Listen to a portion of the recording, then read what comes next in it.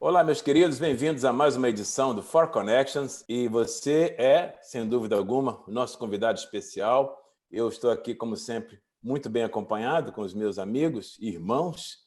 Sil Farney, lá de Mesquita, no Rio de Janeiro, meu querido irmão. Além dele, César Carvalho, de Jacarepaguá, Rio de Janeiro. E o meu amigo aqui mais próximo, Valmir Delgado, aqui dos Estados Unidos, na cidade de Shelton, em Connecticut, e você em qualquer lugar do mundo. Seja bem-vindo. Eu não sei como é que as coisas estão para você nesse momento, mas, com certeza, Deus tem alguma coisa muito especial para fazer na sua vida. Nós estamos aqui para tentar, de alguma forma, abençoar você com uma conversa franca e amiga, baseada na palavra de Deus. Se você é um líder cristão, olha o nosso assunto de hoje. Um pastor deve atender às demandas do rebanho ou seguir as convicções da sua identidade ministerial? Curiosamente, hoje, dia 31 de outubro, quando se celebra o Dia da Reforma Protestante, o dia em que o monge agostiniano Martinho Lutero afixou as suas famosas 95 teses na porta da igreja em Wittenberg, na Alemanha, e aí desencadeou um movimento que se espalhou pela Europa e pelo mundo inteiro, dando origem à Igreja Protestante. Bendito seja o nome do Senhor pela reforma e que sejam sempre lembrados com respeito os pilares da reforma protestante: sola fide, sola escritura, solus Christo, sola gratia, solo Deo gloria, ou seja, somente pela fé, somente a escritura, referindo-se à Bíblia Sagrada, solus Christo como único intermediador entre Deus e os homens, sola gratia, a graça de Deus, como sendo o favor imerecido que nos permite acesso ao Pai aqui e na eternidade. E só lhe deu glória, somente a Deus seja a glória para todo sempre. Bendito seja o nome do Senhor. Antes de apresentar os meus amigos e dar a eles a oportunidade de cumprimentar você, fica aqui um pedido carinhoso. Se você puder, agora mesmo, dê o seu like no nosso canal, a sua curtida, e, ao mesmo tempo, eu vou pedir que você se inscreva no canal. Você ainda não fez isso? Por favor, inscreva-se e, de preferência, acione aí as notificações, de modo que, toda vez que um conteúdo novo for publicado pelo For Connections, você possa ser informado e ter acesso imediato a ele. Sil Farney, meu querido, como vão as coisas aí no nosso querido Rio de Janeiro? Olá, meu amigo Sérgio Elias, aí do norte, de Connecticut. Também quero, lembrando que hoje é o dia da nossa gravação, o dia da reforma, embora se veja provavelmente assim outra data, celebrar a Deus por essa data tão importante. Eu costumo dizer, Sérgio, que a reforma protestante ela sofre muito preconceito, sabe, até dos historiadores que tratam apenas como um fenômeno religioso, esquecendo que isso é um fenômeno histórico, né, que mudou a economia no mundo, mudou a forma de perceber filosofia humana, enfim. Eu quero agradecer a Deus pela oportunidade de estar sendo herdeiro dessa reforma. Obrigado, meu amigo Sérgio, por estar contigo mais uma vez, com meus amigos Valmir e César. Espero que seja mais um bate-papo gostoso e informal, como tem sido sempre aqui. Um abraço, meu irmão. Bem-vindo a bordo. Valmir Delgado, aqui pertinho de mim, estado de Connecticut, nos Estados Unidos. Como estão as coisas nesse 31 de outubro? Estamos frios, Sérgio. Temperatura negativa, primeira neve do ano ontem. Imagina. Estamos hoje aqui com -2, -3, mas com o coração aquecido por datas tão importantes como, olha só, rapaz, dia da reforma, dia de Halloween, é importante para alguns, né? Os caras de batalha espiritual dizem que hoje é o aniversário, sabe de quem, Sérgio? Não. Sabe de quem? Não. De Satanás. É aniversário de Lúcifer no dia 31. Mas, rapaz, hoje também, se eu não me engano, é aniversário de um cara muito legal aí que a gente conhece. É teu aniversário hoje, não é, Sérgio? Olha, não, amanhã. É Pode amanhã? segurar o presente aí, que amanhã eu completo 60 anos, se o bom Deus permitir. Olha só, rapaz, é um período de muitas comemorações, né? Essa fim de ano, em que se celebra Halloween, se celebra Dia dos Mortos, Dia dos Finados, na época das colheitas, e quão bom também aniversário do nosso amigo Sérgio Elias. Amanhã eu vou ver se eu consigo ir lá na tua casa comer um bolinho com máscara, tá, Sérgio? Com máscara. É dia de Todos os Santos também, acho que hoje, né? Todos os Santos aqui reunidos. Dia de Todos os Santos, dia dos santos redimidos pela graça de Jesus. Sola graça, né? Muito bem. César Carvalho, Valmir falou em coração aquecido. Como é que está esse Rio de Janeiro aí, aquecido? Chuvoso. Está chuvoso. Como é que estão as coisas aí no hemisfério sul, meu querido? Rapaz, ontem, que não tem, é atemporal o programa, mas ontem, voltando da minha missão tão triste, né, que foi sepultar o corpo de um amigo lá no Espírito Santo, cidade de Vila Velha, eu peguei chuva de Vila Velha, basicamente, até o Rio de Janeiro. Impressionante como é que choveu nessa noite passada. Impressionante. Mas Valmir, esse anjo de luz que faz aniversário amanhã, né, nosso amigo Sérgio Elias, extraordinário, meus parabéns para você, Sérgio, que Deus possa fazer coisas lindas na sua vida. Agora, olhando aqui de cima, onde eu estou na tela, o Valmir está parecendo um Hamish. Vocês já viram a carinha dele, aqueles caras lá da Pensilvânia? Aquela camisa quadriculada, aquela coisa assim, está parecendo um Hamish esse cidadão aí. Deve ser celebrações especiais. Isso porque você não me viu, eu com chapéu preto. E é Hamish mesmo, porque aqui ó, a mulher vem trazer cafezinho, a mulher vem trazer pão de queijo, acabou de trazer agora. A cultura aqui é Hamish. Aleluia. Olha aí. Que coisa boa. Tá certo. Vamos lá, meus certo. amigos. Então, assim, eu estou vindo de 2 semanas muito difíceis aqui, porque perdi amigos. Você estava falando de Covid, desse retorno aí, talvez dessa segunda onda. Aqui no Brasil, nós enfrentamos ainda os impactos da primeira. E nessas 2 semanas eu perdi amigos muito significativos na minha caminhada. Gente muito boa, gente de referência. E, de fato, está sendo um tempo de muita reflexão. Então, vamos tocar aí o barquinho. E eu, embora não seja herdeiro efetivo da reforma de Lutero, por ser wesleyano, eu saúdo os nossos irmãos reformados e a atitude bem feita e bem admirável de Lutero, apesar de entender que a reforma não foi um movimento estanque, ela apenas aconteceu no contexto de Lutero, apesar de vários reformadores, ao longo de tantos anos, estarem trabalhando e batalhando por uma fé cristã genuína, né? Eu posso citar John Hus, que 100 anos antes da fixação das 95 teses em Wittenberg, suscitou esta expressão quando queimado na fogueira por conta de sua postura, disse em alto e bom som: podem matar o ganso, que era uma das definições do seu nome, né? Mas daqui a 100 anos Deus suscitará para si um cisne. E foi o que aconteceu. A reforma como um movimento histórico, como disse o Silfarne, transformador dos ambientes da sociedade. Que a Igreja Cristã Evangélica Contemporânea desperte para esse movimento tão importante de reformar não só as estruturas dos templos, mas a estrutura da própria sociedade também. E eu quero aproveitar, César, na carona do que você acabou de dizer, você citou aí um irmão querido que já está com o senhor, o reverendo Elias Aguiar, cujo funeral você mencionou agora há pouco. Eu tenho certeza que os meus amigos aqui na tela vão concordar, mas eu senti o desejo no coração de dedicar esse capítulo de hoje do For Connections ao legado e à memória do reverendo Elias Aguiar, um homem admirável, um homem de um coração apaixonado por Jesus, interessadíssimo pelo bem-estar da igreja, que deixou, sem dúvida alguma, um legado extraordinário e muita saudade também. E, como diz o texto lá na carta aos Hebreus, né, sem dúvida alguma, o Elias Aguiar, pela maneira como ele viveu a sua vida aos pés do Senhor e como o legado que ele deixou é, de fato, robusto, ainda depois de morto, fala. Né? Então, nós queremos aqui, eu tenho certeza que os meus amigos concordam comigo, vamos dedicar esse capítulo de hoje à memória e ao legado do nosso querido irmão reverendo Elias Aguiar. Muito bem. Um pastor deve atender às demandas do rebanho ou seguir as convicções da sua identidade ministerial. E eu quero começar essa rodada de bate-papo mencionando um texto na Bíblia Sagrada e é o texto do livro de Êxodo, no capítulo 17, verso 4. Apenas um verso.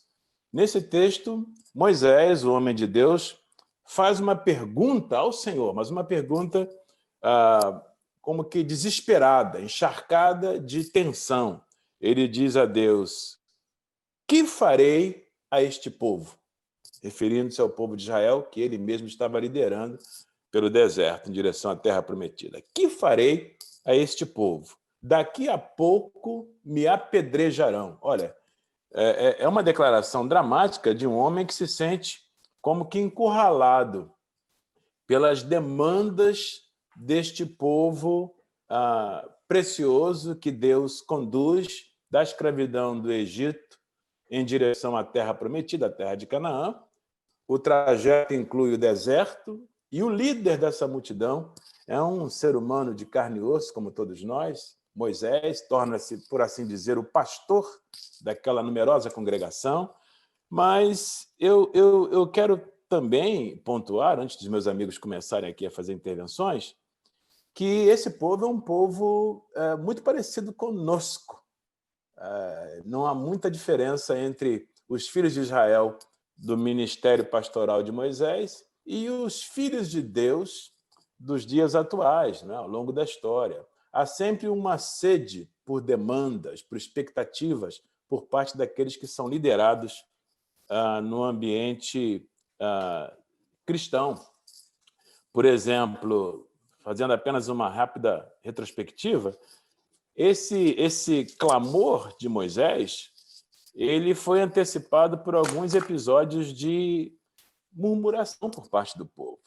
Isso vai acontecer em 3 lugares específicos: Elim, Sim e Refidim. O que esses nomes têm em comum, além do fato de rimarem em português? Elim, Sim e Refidim. Pois bem, no capítulo 15 do livro de Êxodo, os filhos de Israel estão em Elim, murmuram por causa das águas amargas de Mara, águas contaminadas que eram insolúveis. E Moisés, então, clama a Deus, e Deus miraculosamente purifica as águas de Mara, e daí Deus os conduz para Elim, que é um acampamento onde os filhos de Israel vão desfrutar de 12 fontes de água e 70 palmeiras, sombra e água fresca. Então, recebem de Deus muito mais do que esperavam ou pediam, mas essa graça vem como resposta a uma demanda robusta por parte do povo. Moisés sentiu a pressão, percebeu já como era difícil, como seria difícil conduzir esse povo pelo deserto. Logo depois, no capítulo 16 de Êxodo, eles, chegando de Elim, acampam-se em Sim. Ali os filhos de Israel murmuram com saudades da comida da escravidão do Egito, sentem saudade dos temperos, das iguarias do Egito, onde eram escravos. Murmuram contra Moisés, Moisés ora a Deus, a dinâmica se repete e Deus responde, agora com maná, e o povo come fartamente. Bom, saem de Sim, avançam para Refidim, Êxodo 17, são 3 capítulos sequenciais, e agora em Refidim, a demanda é outra. Novamente vão murmurar contra a liderança do pastor Moisés, porque sentem sede. E é nesse momento que Moisés vai fazer essa declaração que encabeçou o nosso bate-papo, Êxodo 17, 4. Senhor, o que eu faço com esse povo? Murmuraram em Mara, murmuraram em Elim, murmuraram em Sim, murmuraram em Refidim. O que eu faço com esse povo? As demandas desse povo são absurdas. Pastorear o teu povo é extremamente exaustivo. E daqui a pouco eles vão me apedrejar. O que eu faço com esse povo? César Carvalho, meu querido, é possível para um líder cristão satisfazer plenamente as demandas dos seus liderados, tomando por base aí a angústia de Moisés? Bem, Sérgio, é de fato muito curioso como que as coisas são cíclicas na história da humanidade, né? Talvez essa questão vai esbarrar na sensação pastoral, por isso a necessidade de refletir sobre essa identidade. se o pastor contemporâneo ele é uma resposta de Deus para a sociedade ou uma pergunta dos homens para Deus, né? Nessa intercessão é onde se dá o ministério, né? Naquele lugar meio sacerdotal do ministério pastoral, de estar entre uma coisa e outra. É curioso pensar e perceber, Sérgio, que as demandas atendidas por Deus ao povo no caminho do deserto acabam por selecioná-los, não é? A cada momento eles estão mais desejosos, mais ávidos, querem mais, e querem mais, e querem mais, e querem mais. Eu creio o seguinte: as demandas honestas de um rebanho, do rebanho do Senhor, e que pode ser percebido de maneira congregacional, local, ou de maneira ampla, geral, né? O rebanho do Senhor na sua magnitude. O rebanho de Deus, ele hoje sofre a partir de uma construção de demanda, e isso é muito complexo. Eu estava ouvindo, aproveitando essas viagens que eu estou fazendo, ouvindo as rádios locais, né? E principalmente as rádios ditas evangélicas. O cancioneiro aponta, Sérgio, invariavelmente para uma coisa que é a necessidade das pessoas serem atendidas. Um desejo constante, quase que obsessivo, de um Deus que atenda todas as nossas necessidades, todas as nossas ansiedades, todas as nossas demandas. E isso acaba agindo como um braço daquilo que a gente entende pelo marketing. O marketing não é só o atendimento das demandas, mas é a construção, é a formatação também de demandas e necessidades nas outras pessoas, né? Então, eu tenho entendido que, por conta desse momento que a gente está, o pastor que tentar atender todas as demandas do rebanho, em primeiro lugar, não conseguirá. Ele vai ser uma pessoa frustrada ao longo de sua jornada, porque as demandas vão aumentando. Por mais que você faça, as demandas vão aumentando, por mais que você esteja presente, as demandas vão aumentando, nunca será suficiente, porque é um povo insaciável, de uma forma geral. Claro que eu não estou falando individualmente, mas estou falando de um retrato geral desse nosso tempo. As pessoas hoje são insaciáveis. Então, se são insaciáveis, não há como atender essa demanda reprimida ou essa demanda constante que estamos vendo por aí. Então, respondendo à sua questão, um pastor ele não deve nem tentar atender a todas as demandas, porque, primeiro, as demandas muitas vezes não têm o nascedouro nos lugares adequados para que uma demanda nasça. Por exemplo, nós estamos vivendo um tempo individualista absurdo, e uma demanda que nasce de um modelo sociológico individualista não pensa no outro, só pensa em si mesmo. E isso contraria frontalmente aquilo que o evangelho genuíno do Cristo propõe para nós. Sendo assim, a minha resposta a essa pergunta tão pertinente, como você diz, é não, um pastor não deve atender a todas as demandas do rebanho que está com ele. Bom, Mir, o César mencionou agora na sua fala a questão de demandas legítimas, há demandas que são legítimas por parte do rebanho de Deus. Expectativas até, né? Há coisas que se esperam de um líder cristão que são honestas e são biblicamente embasadas. Mas aí a pergunta que surge é: como é que a gente equilibra, Valmir, o cuidado de não ser esmagado por demandas excessivas, demandas, como César mencionou, egocentradas, né? Egoístas, enfim? Como é que a gente consegue equilibrar o cuidado para não nos deixarmos levar por essas demandas, que não são aprovadas por Deus, são humanistas, mas com o nosso dever? O líder cristão também tem um dever legítimo de se desgastar por amor ao povo de Deus, o dever de servir até com uma medida de desgaste, claro, né? Isso faz parte do nosso chamado, né? O chamado para o sofrimento, enfim. Como é que a gente consegue equilibrar isso? Um líder cristão não deve viver em função das demandas do seu povo, para que não seja manipulado por elas ou perca a perspectiva do seu chamado, mas, ao mesmo tempo, ele tem uma dívida diante de Deus de sacrificar-se pelo seu povo. Como é que a gente equilibra essas duas realidades? Bom, Sérgio, como você já usou muito bem a palavra aí, equilíbrio, né? O César já expressou muito bem a questão dos fundamentos das demandas, de onde elas podem vir, né? A origem delas, né? Tem que ter um equilíbrio realmente, porque senão, se é um risco e se é uma coisa que não devemos fazer, estamos totalmente querendo atender às demandas do rebanho, em contrapartida, há um outro polo, né? Onde há pastores que querem que as igrejas, que o rebanho, atendam simplesmente às suas demandas. E há pastores hoje que estão entrando no ministério, e eu não quero desviar o assunto aqui, eu sei que o foco hoje é o rebanho, mas eu só estou colocando isso porque dentro da psicologia existe uma coisa que a gente chama de projeção. E muitas das vezes a pessoa está projetando em outras pessoas aquilo que é uma necessidade dela, aquilo que é uma carência dela, aquilo que é um sonho, aquilo que para ela foi uma frustração, ela acaba jogando naquilo dali.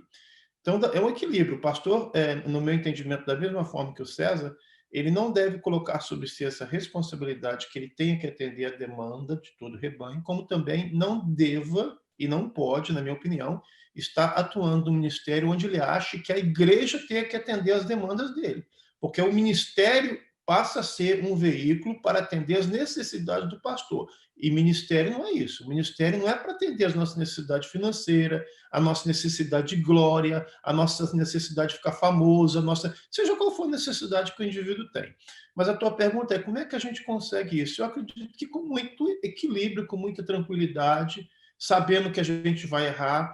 Eu acredito que um pastor, realmente pastor genuíno, não há nenhum pastor, Sérgio, provavelmente que depois de alguns anos de ministério, ele não olhe para trás e ele não veja que houve momentos em que ele fez, humanamente falando, mais do que ele deveria. Houve em alguns momentos, em algumas situações, e o Senhor há de recompensá-lo por isso.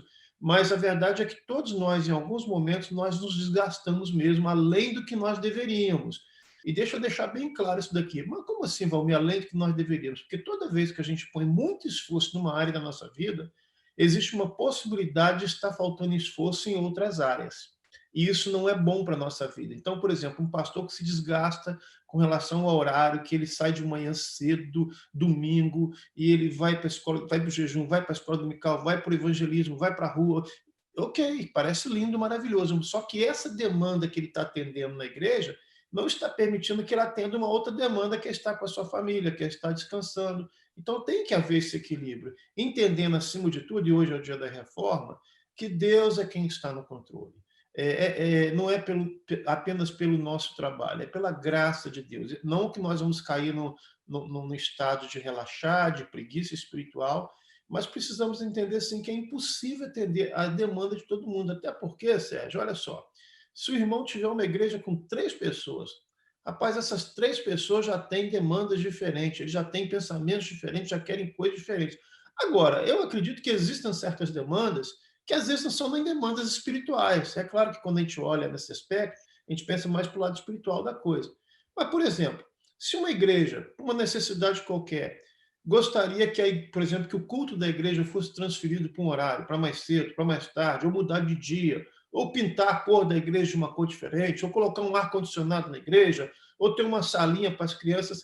Isso são demandas que eu acho que não tem problema nenhum o pastor se esforçar para atender e para dar um melhor conforto para a sua igreja, desde que aquilo não gere um estresse, claro, na vida dele. Então, eu acredito que a palavra é realmente equilíbrio, e tomando cuidado e entendendo que mais cedo ou mais tarde nós vamos, às vezes, nos desgastar, e o importante é estar com a consciência e sempre prestando atenção. Será que eu não estou fazendo além do que eu deveria fazer? Será que eu não estou no gabinete psicológico? A gente tem um termo, o senhor Farney deve saber esse termo melhor do que eu no Brasil aí, mas é algo mais ou menos assim, Sérgio. O psicólogo tem que tomar cuidado, porque senão ele trabalha mais do que o cliente dentro da sala. E o psicólogo ele não pode trabalhar pelo cliente. O psicólogo tem que ajudar o cliente, o paciente, não sei como chama aí, a ele próprio trabalhar por si. E eu acredito que na igreja também existe isso. Existe um momento até onde o pastor vai trabalhar, mas existe um momento em que o pastor precisa ensinar o seu rebanho de que eles é que têm que fazer a parte deles também. Muito bem, Valmir. Fantástico. Silfarney, meu querido amigo. Silfarney, eu vou chamar você para uma intervenção bastante delicada, mas eu tenho certeza, conhecendo o seu coração, que você vai nos ajudar, tanto a nós aqui no painel, quanto aos nossos irmãos e irmãs que estão acessando esse programa. Ultimamente, Silfarney, eu sei que esse não é o nosso assunto principal aqui, claro que não, o assunto é como um pastor deve tratar a questão das demandas do seu rebanho, né? Sem sabotar as suas convicções ministeriais. Mas é quase impossível não tocar nesse assunto sem pensar nessa questão aí tão atual que é o suicídio pastoral. Não é o nosso assunto, não é o nosso tema, e nós não vamos dedicar o programa hoje a esse assunto. Precisaríamos aqui, talvez, de algumas edições para tratar desse mesmo assunto, mas por que eu estou mencionando suicídio pastoral? Porque uma das vozes que justificam o suicídio pastoral, e eu estou dizendo aqui uma das vozes, porque, na minha maneira de entender, esse é um assunto complexo demais para ser tratado de maneira simplista. Eu sempre tenho cuidado quando se tenta resolver questões complexas com respostas simplistas ou unilaterais. Então, eu não acho que é uma causa só para uma tragédia de dimensão tão robusta. Mas uma das vozes que tenta justificar o aumento de suicídios envolvendo pastores costuma jogar essa conta diretamente nas demandas das igrejas locais. Geralmente, ouve-se alguns dizerem, bom, está vendo o que as igrejas fazem com os pastores? As igrejas exigem tanto, as igrejas têm tantas demandas e elas, em contrapartida, não oferecem amor, não oferecem apoio ao pastor, não oferecem reconhecimento e, às vezes, nem mesmo o mínimo financeiramente para que ele exerça a sua vocação. A conta, geralmente, em alguns aspectos, vai para o colo da igreja. Existe alguma lógica nisso, no seu ver? A igreja, de fato, é a herdeira de toda essa conta? É porque a igreja demanda muito que um número elevado de pastores tenha chegado a essa tragédia, com todo respeito às famílias, né, que perderam seus entes queridos, às igrejas que perderam seus pastores. É uma tragédia, mas eu me refiro à questão da conta. Existe um caminho lógico para conectá-la às demandas da igreja de maneira unilateral, ao seu ver? Meu amigo, é um tema tenso, evidentemente, tocar nesse ponto, mas é importante tocá-lo, né? Eu quero começar minha fala dizendo, se alguém está me ouvindo e teve a perda de um pai, de um esposo, de um irmão, de um filho que é pastor, pela tragédia do suicídio, que não passe para você a impressão de insensibilidade nossa tocar nesse ponto. Tratamos com todo o respeito necessário, cuidado e carinho, você que sofre o luto da perda de alguém de forma tão terrivelmente desastrosa como é o suicídio. Agora, eu penso, aliás, toda visão unilateral, Sérgio, ela é muito perigosa, né? Nós precisamos ter uma visão circular das questões, né? Toda vez que eu trato alguma questão de forma unilateral, eu impeço a perspectiva mais ampla de perceber as coisas de forma circular. Então, todo fenômeno que acontece com o ser humano ele é sistêmico, ele envolve várias outras questões em torno dele. Então, colocar na conta única e exclusivamente da demanda proposta para a igreja o suicídio de um pastor é uma ingenuidade ou às vezes é o desespero de dor de quem perdeu. Evidentemente, é uma questão complexa em torno disso e a pessoa é levada ao estresse do suicídio por várias questões. Falando especificamente de pastores, que infelizmente é uma tragédia cada vez mais recorrente, ou pelo menos mais comentada, né? Acho mais recorrente também de um tempo para cá, não só comentada. Nós, repito, nos sensibilizamos terrivelmente com aqueles que perderam seus entes queridos por conta do suicídio, mas o suicídio é causado por várias questões. A pessoa, quando chega ao suicídio, chega a um nível de desespero que ele não suporta mais lidar com aquela questão, ou a uma depressão tão profunda que a vida passa a não ter mais sentido. É lógico que a demanda pode ser uma das questões, mas como o César antecipou na sua resposta, muitas vezes a demanda se torna uma questão maior porque o próprio pastor tenta responder todas as demandas, o que é impossível. nunca conseguiremos responder todas as demandas.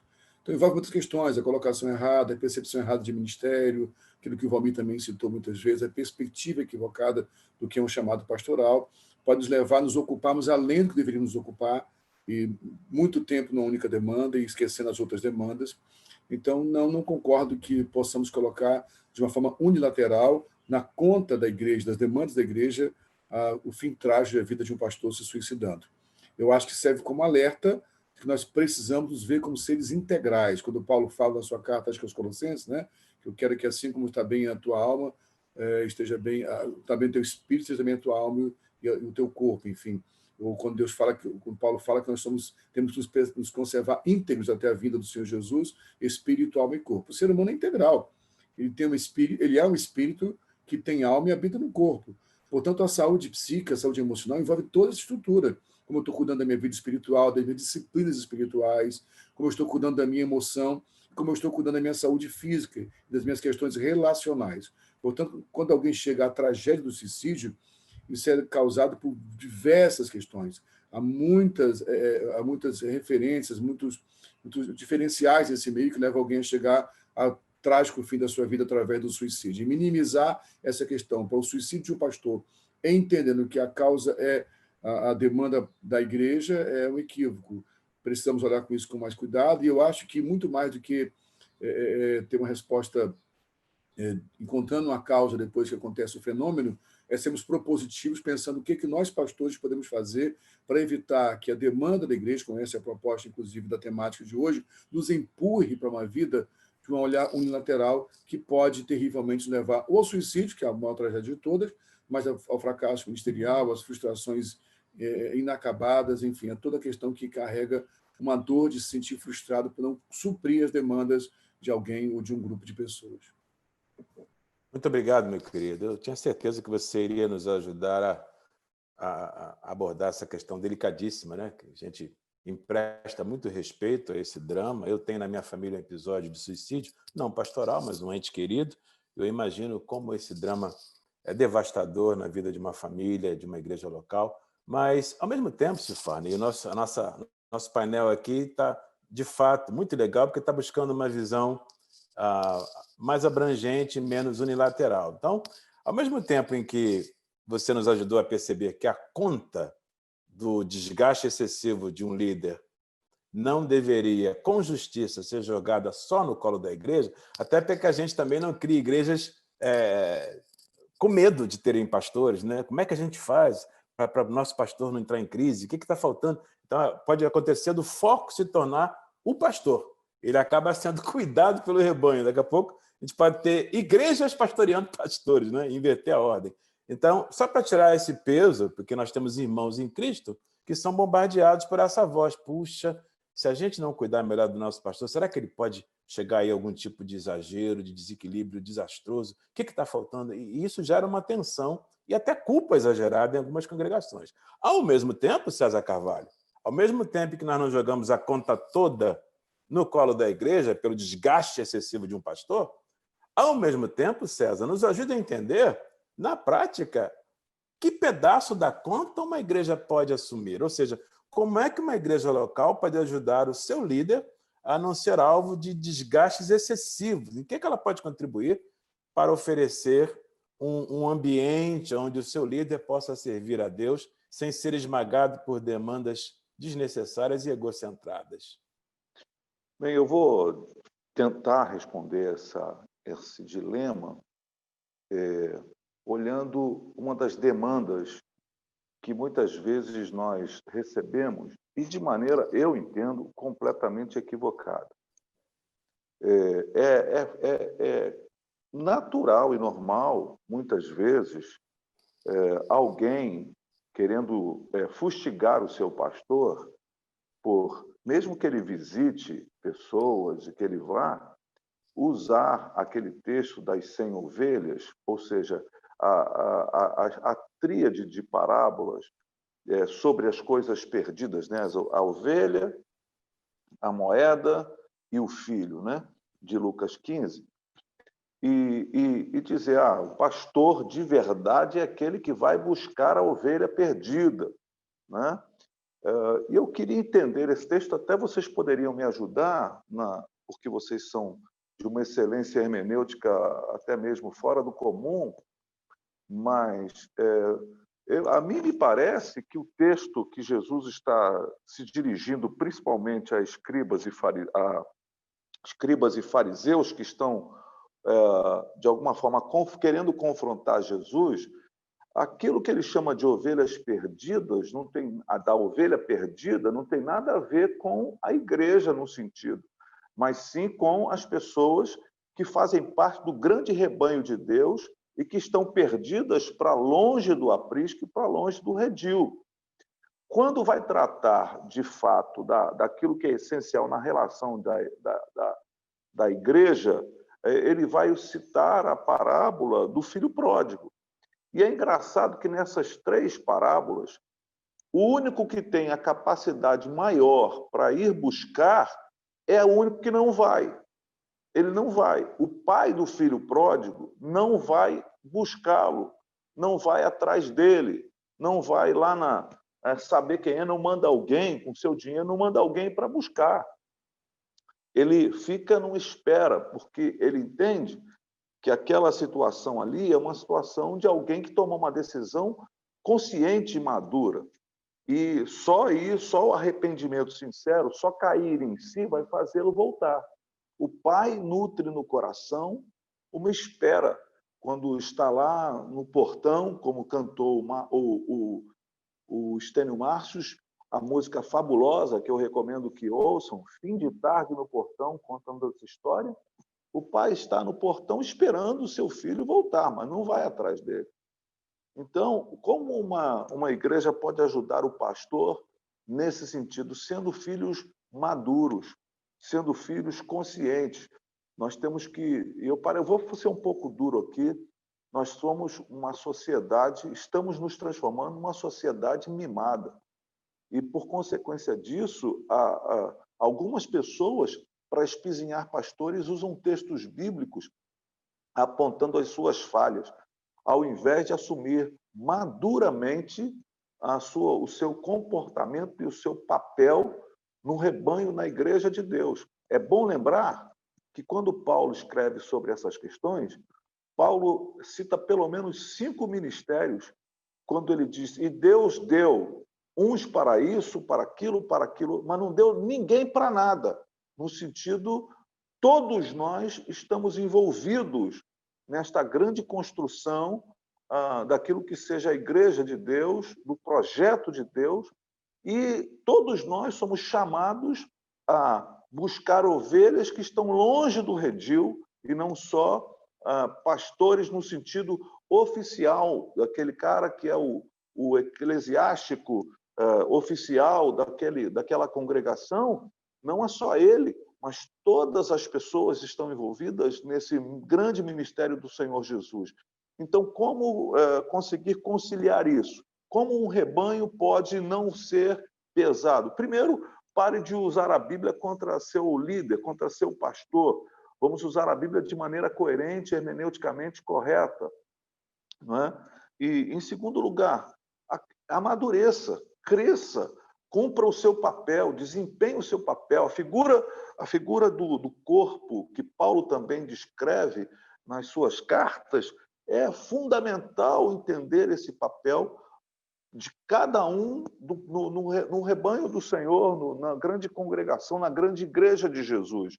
Eu acho que, se isso acontecesse, o trabalho seria um trabalho mais não vou dizer tranquilo, porque já é um trabalho intenso, mas seria mais palatável para um ser humano. E quero, então, terminar a minha fala nesse momento dizendo o seguinte: encontrar de maneira madura o nosso papel, cada um fazendo a sua parte, cada um cumprindo a sua parte, como o texto da carta de Paulo aos Efésios, para que a gente chegue a essa maturidade e a gente reflita poderosamente a imagem do Cristo para uma sociedade perdida. Então, parar de usar os textos contra os seus líderes e ombrear-se com eles no exercício e na execução de uma tarefa magnífica de fazer e conduzir o rebanho do Senhor. E, por outro lado, a gente tem que entender também que, nesses nossos dias, há muita gente que está entendendo que dá o dízimo, faz isso, faz ofertas, paga o pastor, e pagando o pastor, ela pode cobrar um trabalho do gerente que ela paga para satisfazer suas demandas. Uma igreja que entende que precisa responder a todas as demandas desse rebanho insaciável, ela vai começar a tentar produzir coisas para atrair, para fazer, para estar ali junto, para juntar mais gente. Isso vai vai aumentando a sanha consumista das pessoas e, por conta disso, vai cobrando mais e vai sendo mais inquisidora em relação a seus pastores. E os pastores que não conseguem entender que a igreja precisa ser tratada e levada para um lugar de maturidade, acaba sofrendo muito mais. Valmir Delgado, meu querido,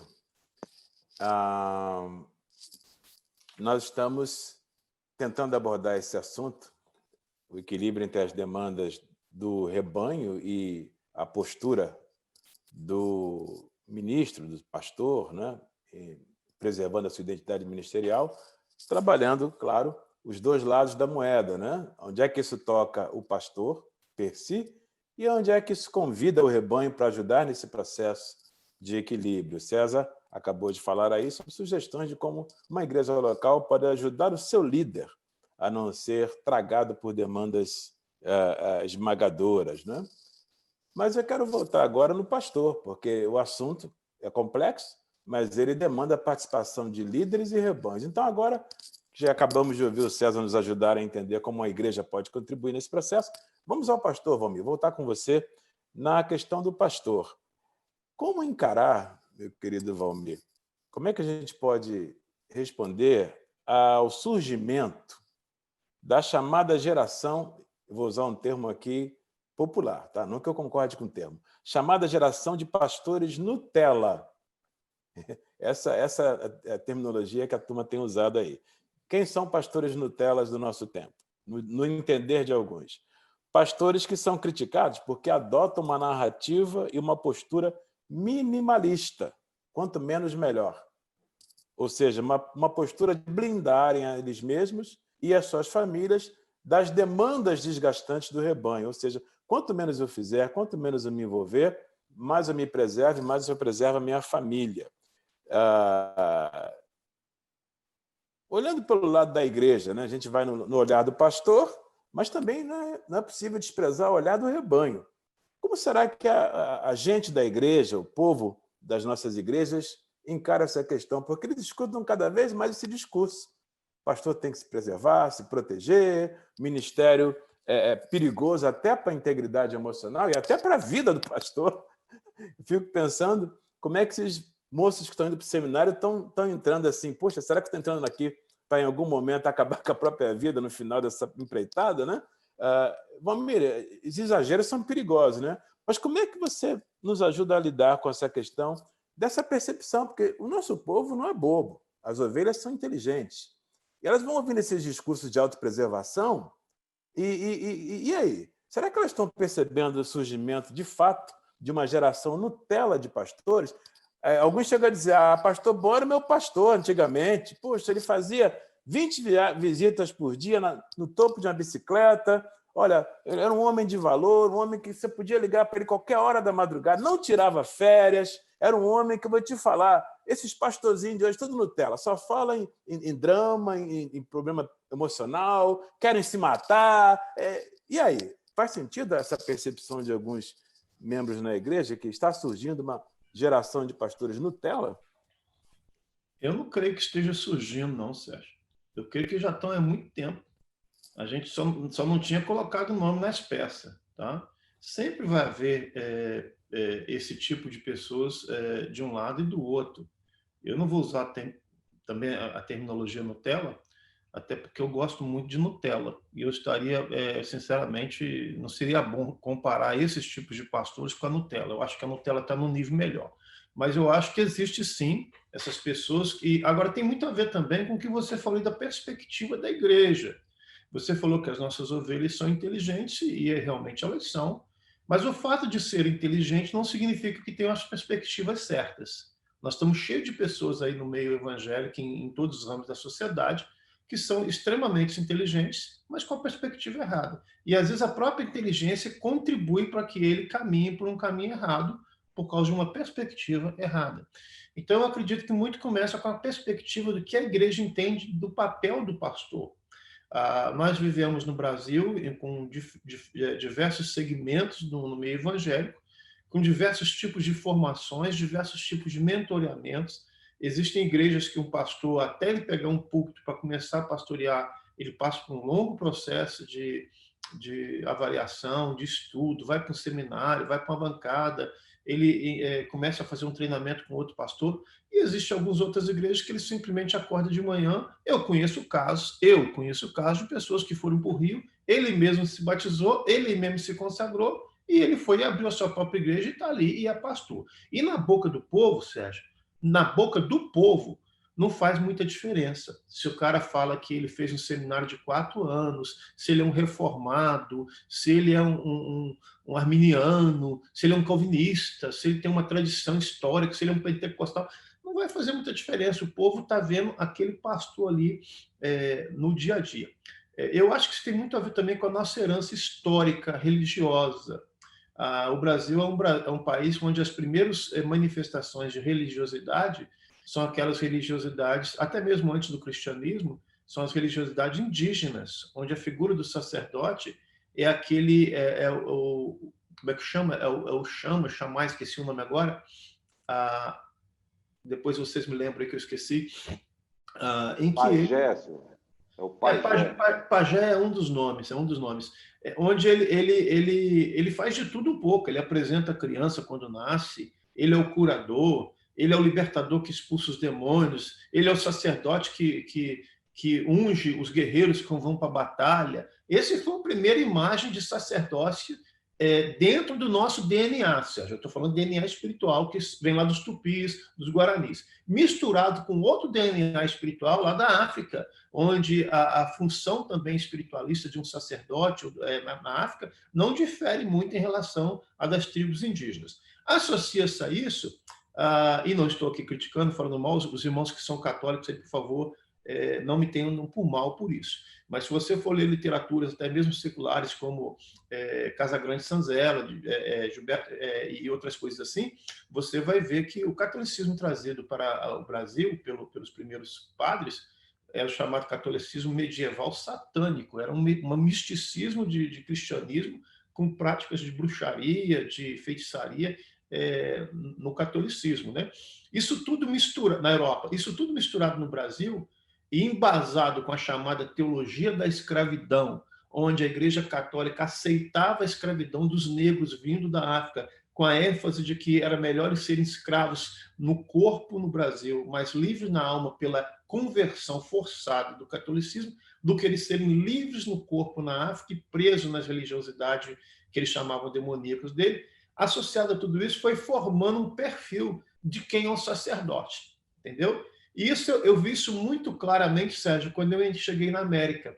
Porque quando eu cheguei na América, ali no sul dos Estados Unidos, ali no Tennessee, numa região chamada Cinturão Bíblico, onde teve um grande avivamento na América nos anos passados, que você percebe claramente, nitidamente, o poder do evangelho quando entrou naquela época, até hoje persiste na sociedade com alguns valores e princípios, mas a gente já nota até pela forma do linguajar do crente em relação ao pastor americano.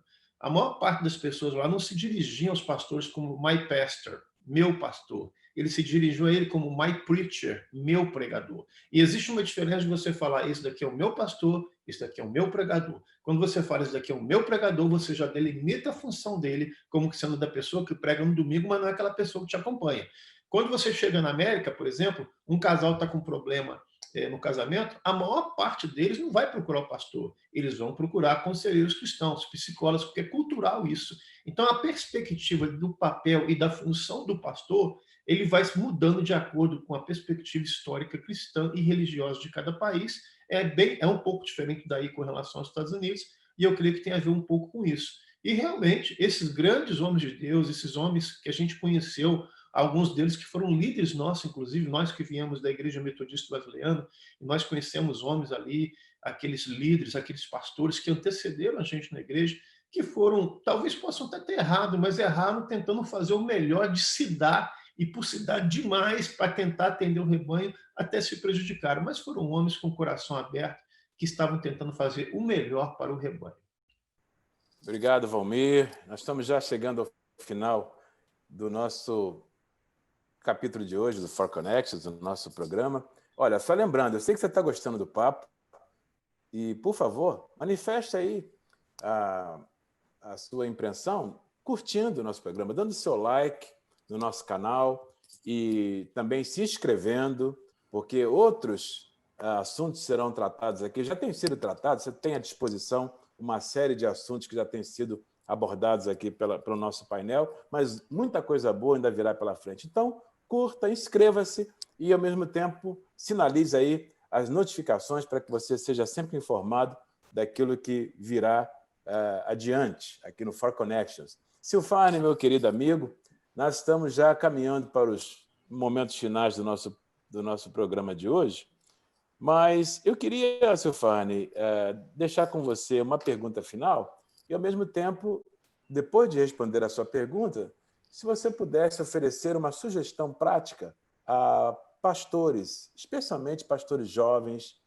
jovens de idade ou jovens no ministério, que já estão sentindo o calor da panela, estão percebendo que talvez não estivessem plenamente conscientes das implicações do ministério pastoral, das demandas que isso representa, estão sentindo já que a coisa é muito mais séria do que imaginavam. Conselhos práticos para ajudar os nossos queridos. Mas antes de dar o seu conselho, que, aliás, é o que eu vou pedir que o César e o Valmir também façam nessa rodada final, um conselho prático, rapidinho, antes de terminarmos, mas eu queria que você, antes de dar o seu conselho, Silfane, respondesse para a gente, por favor, já chegando à conclusão do nosso bate-papo de hoje.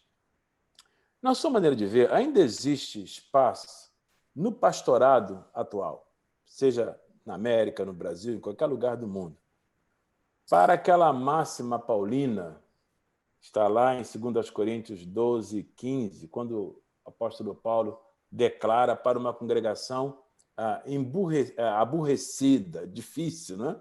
Que era a congregação de Coríntios, ele diz: eu de muito boa vontade gastarei e ainda me deixarei gastar pelas vossas almas. Desgaste é a palavra aqui, assumida por Paulo. Ainda que amando-vos cada vez mais, eu seja menos amado. No pastorado atual, há espaço para essa máxima paulina, no seu entender? E depois, por favor, nos deixa aí o seu conselho prático. Sendo bem objetivo, creio que sim, Sérgio. Precisa haver. Não podemos anular jamais o elemento sacrificial do ministério pastoral. Envolve um sacrifício, uma entrega, uma dádiva, uma doação. Nosso amigo Paulo Borges Júnior tem uma frase que várias vezes eu repito, né? Que ele fala: eu já sei que eu vou morrer, eu quero morrer de igreja. Né? É isso sim, a gente vai ter que se dedicar até a morte, dando o melhor que temos para as pessoas, mesmo não sendo reconhecido por elas. Isso é a proposta da unção do Cristo, né? O sacrifício vivo.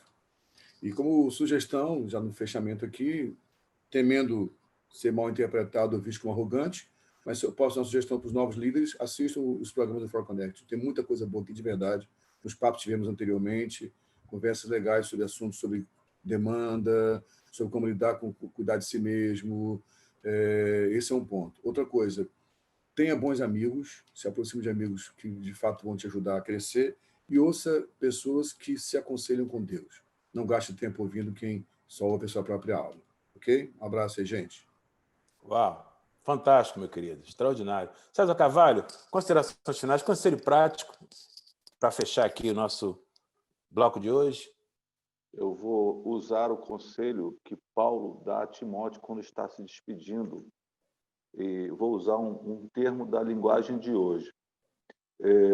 Paulo diz assim: combati o bom combate. Na linguagem de hoje, a versão está dizendo assim: fiz o melhor que pude na carreira. Se você quer ser eloquente, faça só o melhor que você pode.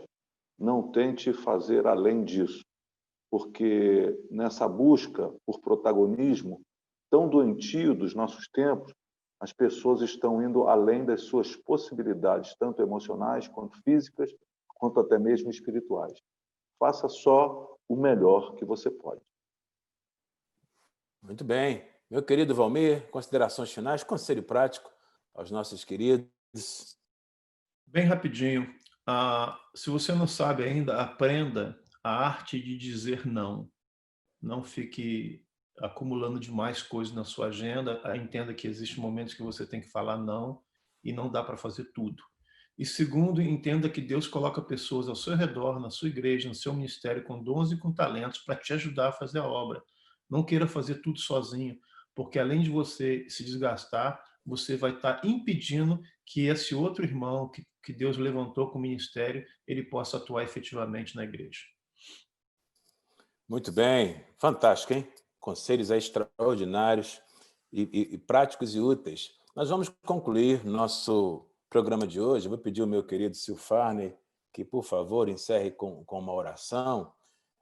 Silfarney, nessa oração, obviamente, uma vez que nós dedicamos o programa de hoje à memória do reverendo Elias Aguiar, eu vou pedir que você, por gentileza, lembre-se de orar pela família do reverendo Elias, pela Igreja Metodista Wesleyana em Vila Velha, Espírito Santo, mas também pelos amigos que estão aí, irmãos e irmãs em Cristo, servindo na liderança pastoral e lidando com o drama do desgaste. Eu tenho certeza que muita gente agora já se sentiu encorajada pelo que ouviu até o momento. Reverendo Elias Aguiar, um homem extraordinário, e acho legal, né, que o programa de hoje, que trata da questão do pastorado, seja dedicado a um pastor de primeira, um pastor extraordinário que foi o reverendo Elias Aguiar. Eu quero apenas acrescentar aqui o meu conselho prático para os nossos irmãos e irmãs que sentem a pressão do ministério pastoral, com as demandas do rebanho. Eu vou tomar aqui o quinto sola da Reforma Protestante, Soli Deo Gloria.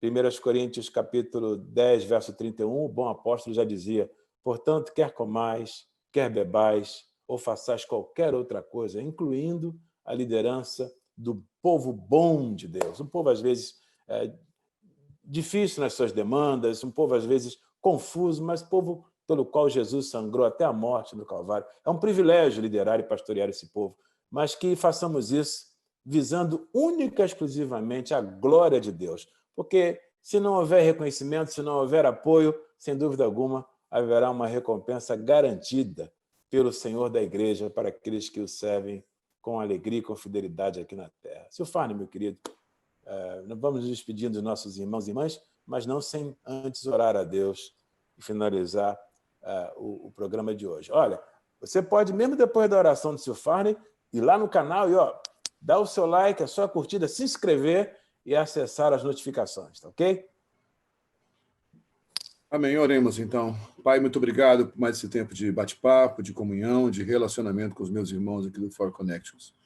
Iniciamos essa oração pedindo o teu consolo à família do nosso querido amigo, pastor Elias Aguiar, que partiu para o Senhor. Tu possas trazer consolo ao coração enlutado de cada membro da sua família, sua esposa, seus filhos, seus netos, enfim. Tu traga paz ao coração da igreja wesleyana que ele pastoreava também, do distrito, da região, que tu possas consolar o coração de todos aqueles que sofrem com a falta do nosso irmão.